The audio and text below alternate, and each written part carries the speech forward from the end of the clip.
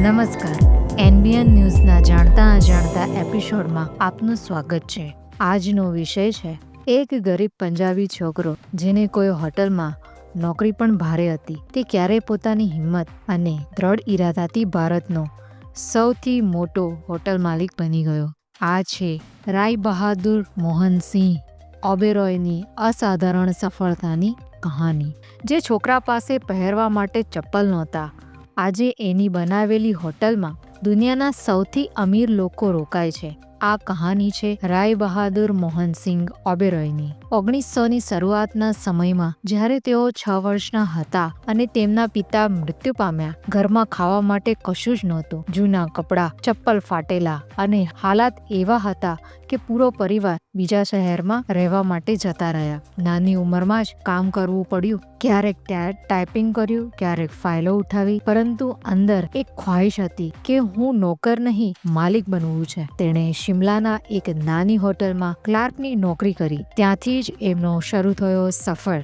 રાત્રે બધા સૂઈ જતા હતા ત્યારે તેઓ હોટલ મેનેજમેન્ટની પુસ્તકો વાંચતા. એમાં તેમણે શીખ્યું કે રસોડું કેવી રીતે ચાલે છે, કેવી રીતે ગેસ્ટને રોયલ ફીલ કરાવવું જોઈએ અને કેવી રીતે એક જગ્યાને હોટલ નહીં એક અનુભવ બનાવવામાં આવે. એક દિવસ એ હોટલનો માલિક બીમાર પડ્યો અને ઓબેરોયને પૂરી હોટલને સંભાળી, કોઈ પણ પ્રકારની ભૂલ વગર, ના કોઈ કમ્પ્લેન વગર. જ્યારે એ માલિકે એ હોટલને વેચવાનું નક્કી કર્યું તો ઓબેરોયે પોતાનું બધું જ દાવ પર લગાવી દીધું અને હોટલ ખરીદી લીધી. અહીંથી શરૂ થયું ધ ઓબેરોય ગ્રુપ. આ નામ માત્ર ભારતમાં જ નહીં પરંતુ પૂરી દુનિયામાં લક્ઝરી અને હોસ્પિટાલિટીનો સિમ્બલ છે. તો જ્યારે પણ તમે ઓબેરોય હોટલનું નામ સાંભળો તો યાદ રાખજો કે એક ખાલી હોટલ નહીં, એ છોકરાનું સપનું હતું કે જો ક્યારેય એ ચપ્પલ માટે બીજાના દરવાજા ખખડાવતો હતો અને આજે એના દરવાજા પર રોકાવા